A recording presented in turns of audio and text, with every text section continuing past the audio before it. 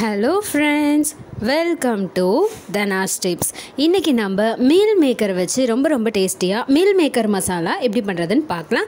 இந்த meal maker masala பண்ணுறதுக்கு தேவையான பொருட்கள்: மீல் மேக்கர் 1 கப், நறுக்கிய வெங்காயம் 1 கப், நறுக்கிய தக்காளி 1 கப், பூண்டு 10 பல், இஞ்சி 1 இன்ச் நீளத்துக்கு எடுத்துக்கலாம், பச்சை மிளகாய் 2, பச்சை மிளகாயை பொடியாக நறுக்கி வச்சுருக்கேன், குழம்பு மிளகாய் தூள் 2 ஸ்பூன், மஞ்சள் தூள் 1 ஸ்பூன், ஏலக்காய் 3, பட்டை சிறு துண்டு, கிராம்பு 4, பெருஞ்சீரகம் 1 ஸ்பூன், கருவேப்பிலை சிறிதளவு, உப்பு தேவையான அளவு, எண்ணெய்.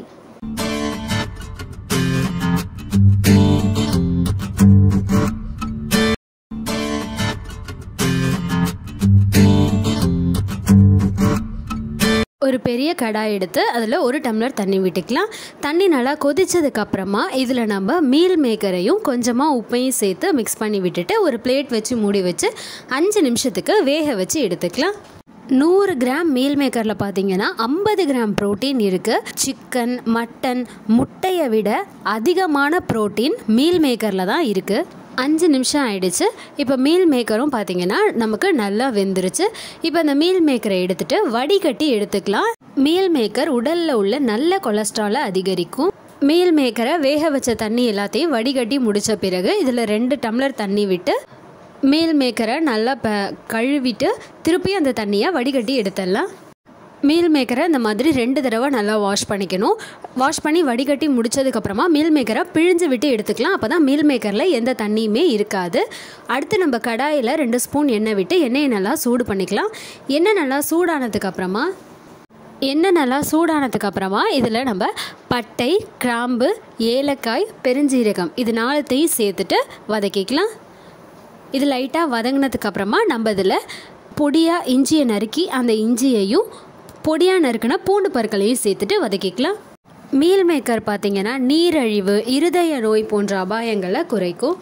அடுத்து இதில் நம்ம பொடியாக நறுக்கின பச்சை மிளகாயையும் சேர்த்துட்டு வதக்கிக்கலாம். மீல் மேக்கர் பார்த்திங்கன்னா நம்ம உடலில் உள்ள செரிமானத்துக்கு உதவி செய்யும். பச்சை மிளகாய் சேர்த்து வதக்கி முடித்ததுக்கப்புறம் பெரிய வெங்காயத்தை நம்ம கட் பண்ணி வச்சுருந்தோம். அந்த வெங்காயத்தையும் இதில் சேர்த்துட்டு வதக்கிக்கலாம். இந்த மீல் மேக்கரை பார்த்திங்கன்னா சோயா சங்க்ஸ் அப்படின்னு சொல்லுவாங்க. இது எப்படி நமக்கு கிடைக்கிது அப்படின்னா, சோயா மாவுலேருந்து சோயா பீன்ஸ் எண்ணெயை பிரித்து எடுத்ததுக்கப்புறம் கிடைக்கிறது தான் இந்த மீல் மேக்கர். மீல் மேக்கர் நம்ம உடம்புல உள்ள கெட்ட கொலஸ்ட்ராலை குறைச்சி நல்ல கொலஸ்ட்ராலை அதிகரிக்கும். வெங்காயம் வதங்கிருச்சு. அடுத்து இதில் நம்ம நறுக்கி வச்ச தக்காளியையும் சேர்த்துட்டு வதக்கிக்கலாம். மீல் மேக்கர் நம்மளை புத்துணர்ச்சியாகவும் நம்ம மனசை அமைதியாகவும் வச்சுருக்க உதவி செய்யுது. தக்காளி நல்லா வதங்கிருச்சு. இப்போ இதில் குழம்பு மிளகாய் தூள் சேர்த்துட்டு வதக்கிக்கலாம். குழம்பு மிளகாய் தூள் சேர்த்து வதக்கும் போது நம்ம காய்கறிக்கு தேவையான அளவு உப்பையும் இதில் சேர்த்துட்டு கொஞ்சமாக எண்ணெய் விட்டு வதக்கிக்கலாம். மசாலாவோட பச்சை வாசனை போகிற வரைக்கும் நல்லா நம்ம அதை வதக்கணும். வதக்கி முடித்த பிறகு ஒரு பிளேட் வச்சு மூடி வச்சு 5லேருந்து 10 நிமிஷம் வரைக்கும் நம்ம அதை வேக வச்சு எடுத்துக்கலாம். 10 நிமிஷத்தில் பார்த்திங்கன்னா அந்த மசாலாலாம் நமக்கு நல்லா வெந்துருச்சு. இப்போ இந்த டயத்தில் நம்ம வேக வச்சு கழுவி சுத்தம் பண்ணி எடுத்த மீல் மேக்கரையும் இதில் சேர்த்துட்டு மிக்ஸ் பண்ணி விட்டுக்கலாம்.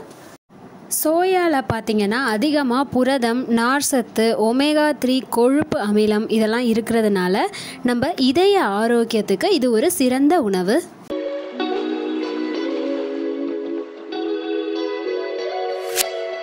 மீல் மேக்கர் சேர்த்து மிக்ஸ் பண்ணி விட்டு முடித்ததுக்கப்புறம் கருவேப்பிலையும் இதில் சேர்த்துட்டு மிக்ஸ் பண்ணி விட்டுக்கலாம். கருவேப்பிலையும் சேர்த்து மிக்ஸ் பண்ணி விட்டு முடித்ததுக்கப்புறம் திரும்பவும் ஒரு பிளேட் வச்சு மூடி வச்சு ஒரு 5 நிமிஷத்துக்கு நம்ம வேக வச்சு எடுத்தால் போதும். இப்போ நமக்கு ரொம்ப சத்தான மற்றும் டேஸ்டியான மீல் மேக்கர் மசாலா தயாராகிடுச்சு. ட்ரை பண்ணிவிட்டு எப்படி இருக்குன்னு கமெண்ட் பண்ணுங்கள். சேனலுக்கு சப்ஸ்கிரைப் பண்ணுங்கள். மறக்காமல் பக்கத்தில் இருக்க பெல் ஐக்கானை கிளிக் பண்ணிக்கோங்க. தேங்க்யூ.